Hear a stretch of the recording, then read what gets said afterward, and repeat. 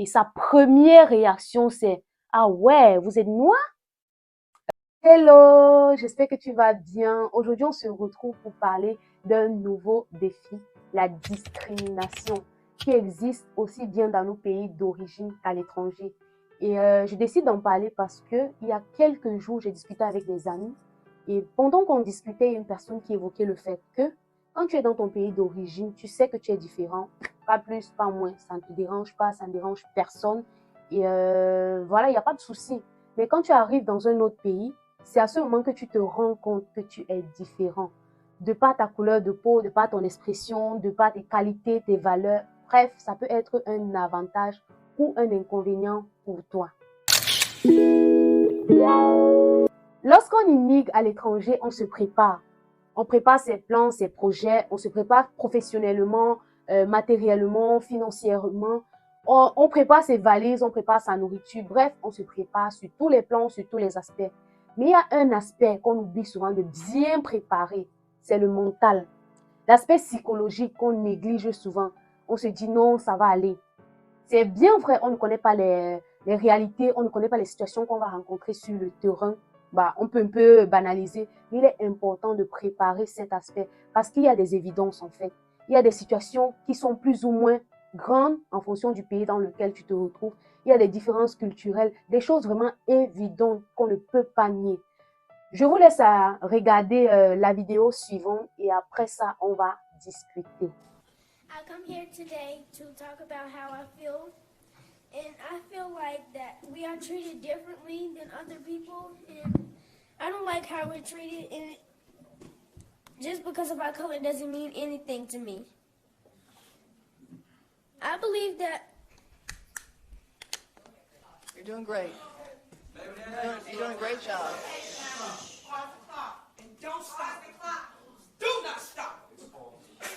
we are black people, and we shouldn't have to feel like this. We shouldn't have to protest because y'all are treating us wrong. We do this because we need to and have rights.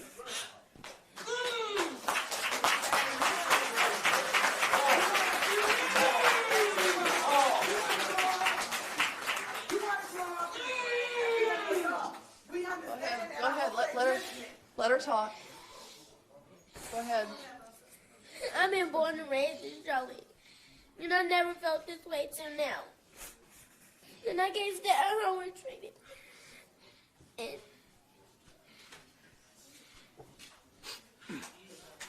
Je ne sais pas quel sentiment ça a produit en vous, mais pour ma part, ça m'a beaucoup touchée et ça m'a rappelé de vieux souvenirs. Je me suis dit, ah ouais, si la petite pleure à ce point, à combien plus forte raison un adolescent ou un adulte en fait. Et je pense que la petite, elle est américaine, elle est née et grandie à Charlotte et elle n'arrive pas à réaliser qu'ils ont la même couleur de peau, ils parlent de la même façon, ils ont la même culture. Mais elle est traitée différemment ou elle est mise à côté dans certaines activités, elle le dit plus tard dans la vidéo. Et imaginez-vous en fait un nouveau qui vient d'arriver, quelqu'un qui ne connaît pas encore les réalités ou même qui n'a pas encore vécu toutes ces réalités. Il prend ça à la légère quoi. Et moi pour mon cas, la première discrimination que j'ai vécue, c'était quand je cherchais le logement. Je cherche le logement et tout, je vois un logement qui me correspond, je contacte la dame, on s'entend, elle me donne son numéro de téléphone, j'appelle, on discute bien par téléphone, j'envoie les documents qu'il faut envoyer. Donc là, je me suis dit, si on continue la conversation, ça veut dire qu'il n'y a pas de souci, mes documents sont corrects, on convient d'un rendez-vous pour la visite des lieux, parce que tout était calé, il fallait juste visiter et payer la caution et les premiers tranches, après aménager. Donc on convient pour la visite, je vais à la visite. Quand je sonne, la dame, elle vient ouvrir le portail et sa première réaction, c'est « Ah ouais, vous êtes noir ?» Je suis restée comme ça. J'ai commencé à bugger en fait. Je ne savais même plus trop quoi dire. J'ai dit oui. Elle me dit « Désolée, non, on ne prend pas de noir pour notre logement. » Je lui demande « Mais pourquoi ?» Elle dit « Non, comprenez-moi, je ne suis pas raciste, mais je n'achète pas de noir chez moi. » Et j'ai un peu essayé de forcer la discussion et elle me dit « Non. » Ben non, je vous ai dit, je ne prends pas de noix. Désolé, le logement, il ne vous sera pas accordé. Et puis, elle ferme son portail. Imaginez-vous, je suis restée comme ça. J'étais like, qu'est-ce qui se passe? C'est quoi en fait? je n'arrivais pas à réaliser ça, puisque j'écoutais juste les gens dire, ah oui, la discrimination existe, il y a la discrimination et tout, mais tant que tu n'as pas encore vécu ce genre de situation, tu peux pas vraiment expérimenter, tu peux pas vraiment parler de discrimination, tu écoutes juste. Elle m'a claqué le portail, je suis restée là, silence radio. Les larmes étaient au bout, c'était là. Et c'est parce que j'étais en route que j'ai même pas pleuré. Parce qu'à un moment, j'étais même ridicule. Donc, je me suis juste retournée et j'étais sur le point de rentrer à la maison, je sais pas, pleurer, me coucher, bref, rentrer carrément.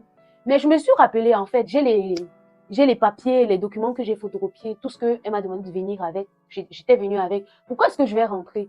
Je me suis dit, vas-y, va dans les agences immobilières et dépose ça au moins. Tu ne perds pas ton papier, au moins tu auras fait quelque chose de ta journée.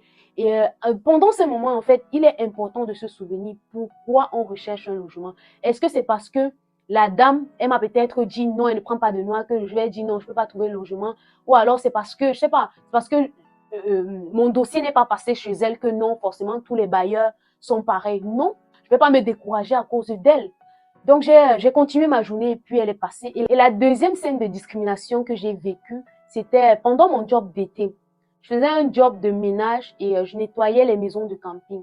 Et notre manager, on était nombreux, notre manager, elle avait l'habitude de mixer les personnes, donc de nous mettre une personne de couleur blanche et une autre personne de couleur noire en disant que non, quand on est mix comme ça, on travaille mieux, on ne bavarde pas et tout. Bref, il n'y a pas de souci. Nous, on n'a pas trouvé de souci à ça. Et les tâches qu'elle nous demandait de faire, nous les personnes de couleur noire, c'était toujours les toilettes, le sol et les tâches comme nettoyer les poussières et tout là. C'était les personnes de couleur blanche. Nous, en tout cas, moi, ça ne me dérangeait pas particulièrement parce que on travaillait. Et voilà, la finalité pour moi, c'était mon argent, c'était d'avoir mon salaire à la fin. Donc, d'autant plus que je suis venue pour travailler. Donc, ça ne me dérangeait pas en soi, ça ne me dérangeait pas. Un jour, on avait une réunion avec d'autres responsables. Et pendant la réunion, pardon, la dame, elle évoque le fait que, ah ben non, on ne peut pas donner les chiottes de fer à d'autres personnes que les noirs. On s'est regardé, mais attends. Donc, c'est nous qui sommes destinés pour faire les toilettes. C'est nous que vous avez qualifiés pour faire le travail difficile. C'est à ce moment qu'on a compris qu'en fait, elle ne nous mélangeait pas simplement pour vite travailler, mais parce qu'il y avait certaines tâches que eux, ils ne pouvaient pas faire, que c'est absolument nous qui pouvions faire ça. Ça nous a choqués. Mais moi, c'est pas pour autant que j'ai abandonné le travail. Non. Moi, il y a d'autres personnes qui ont démissionné, il y a d'autres personnes qui sont parties, mais moi, non.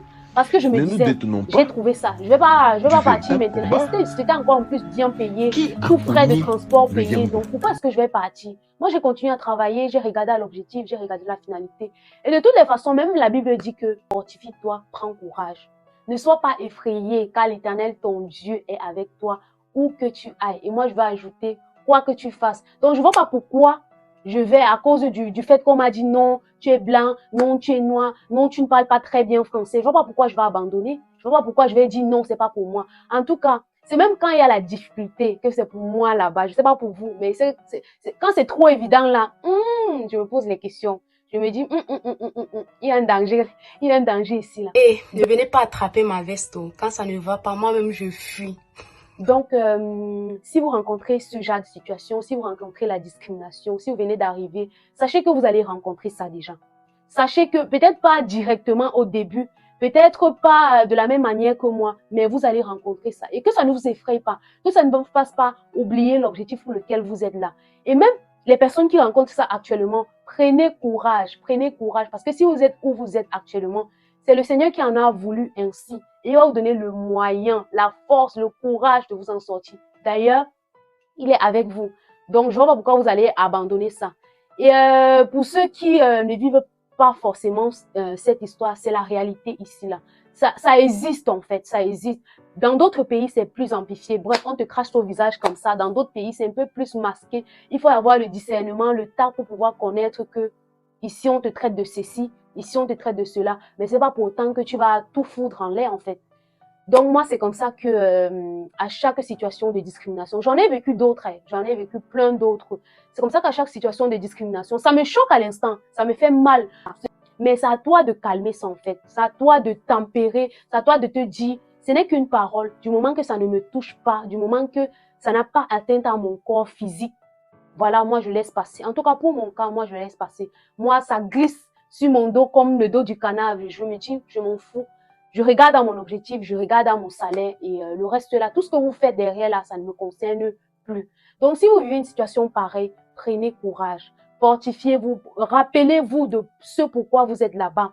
Et si vous avez vécu une situation pareille, vraiment beaucoup de courage et allez de l'avant, continuez. Ce n'est pas la première personne qui a votre destin en main, ou alors ce n'est pas la première, ce n'est pas la dernière personne que vous allez rencontrer qui puisse résoudre votre problème. Certainement, vous allez rencontrer quelqu'un d'autre qui n'est pas forcément discriminant et qui pourra vous aider dans ce que vous recherchez. Et dans les prochaines vidéos, je vais mettre des témoignages des personnes qui ont vécu la discrimination et vous aurez l'occasion en fait d'écouter d'autres histoires. Peut-être vous êtes passé par là, comment ils ont fait, voilà. Sur ce, je vous dis merci d'avoir écouté, d'avoir suivi la vidéo jusqu'à la fin. Et on se retrouve à très vite pour la prochaine vidéo. Bye!